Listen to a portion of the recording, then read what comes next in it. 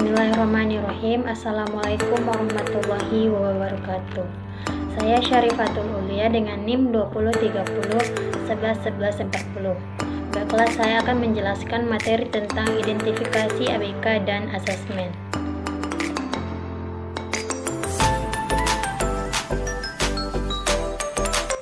Yang A, identifikasi anak berkebutuhan khusus.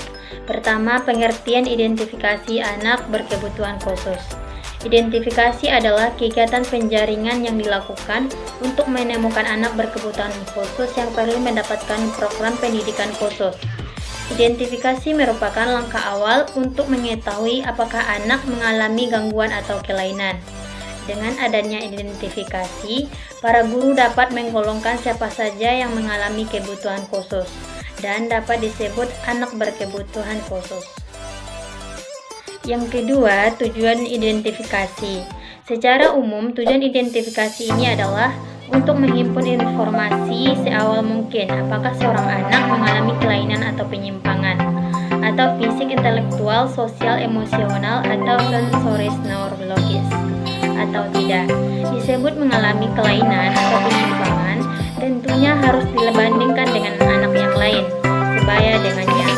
Hasil dari identifikasi akan dilanjutkan dengan asesmen, yang hasilnya akan dijadikan dasar untuk penyusunan program pembelajaran sesuai dengan kemampuan dan ketidakmampuannya. Dalam rangka pendidikan inklusi, kegiatan identifikasi anak berkebutuhan khusus dilakukan 5 keperluan, yaitu yang pertama, penjaringan atau screening, yang kedua, pengalihtanganan atau referral, yang ketiga, klasifikasi, yang keempat, perencanaan pembelajaran, yang kelima, pemantauan kemajuan belajar. Untuk mengidentifikasi seseorang apakah tergolong anak berkebutuhan khusus atau bukan dapat dilakukan oleh guru kelas, orang tua, dan tenaga profesional terkait. Yang ketiga, sasaran identifikasi. Secara umum, sasaran identifikasi anak berkebutuhan khusus adalah seluruh anak usia prasekolah dan usia sekolah dasar. Sedangkan secara khusus atau operasional, sasaran identifikasi anak berkebutuhan khusus adalah yang pertama, anak yang sudah bersekolah di sekolah dasar atau madrasah ibtidaiyah. Yang kedua, anak yang masuk ke sekolah dasar atau madrasah ibtidaiyah. Yang ketiga, anak yang belum atau tidak sekolah karena orang tuanya masih merasa anaknya tergolong masih berkebutuhan khusus, sedangkan lokasi SLB jauh dari tempat tinggalnya. Sementara itu, semua SD terdekat belum atau tidak mau menerimanya. Yang keempat, anak yang drop out sekolah dasar atau madrasah ibtidaiyah karena faktor akademik. Yang keempat, pelaksanaan identifikasi. Untuk anak-anak yang sudah masuk dan menjadi siswa para sekolah tertentu, identifikasi dilakukan dengan langkah-langkah sebagai berikut. Yang pertama, menganalisis data dan mengklasifikasi anak. Yang kedua, menghimpun data tentang anak. Yang ketiga, mengadakan pertemuan konsultasi dengan kepala sekolah. Yang keempat, menyelenggarakan pertemuan kasus atau case konferensi. Yang kelima, menyusun laporan hasil pertemuan kasus. Yang keenam, alat identifikasi. Yang B, asesmen anak berkebutuhan khusus. Yang pertama, pengertian asesmen anak berkebutuhan khusus.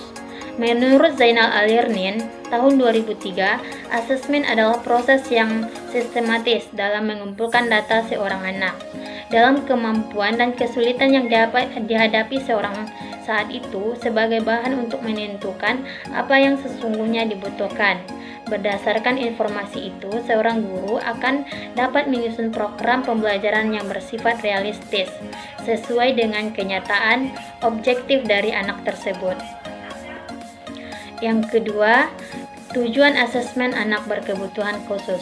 Menurut Zainal Alimin, tujuan asesmen adalah yang pertama, untuk mengetahui kemampuan anak. Yang kedua, untuk mengetahui hambatan belajar anak. Yang ketiga, mengetahui pencapaian perkembangan anak. Yang keempat, untuk mengetahui kebutuhan belajar anak.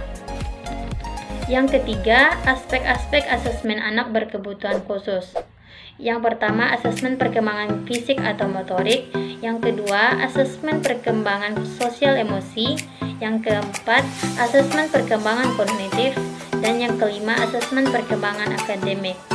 Sekian yang dapat saya sampaikan. Wassalamualaikum warahmatullahi wabarakatuh.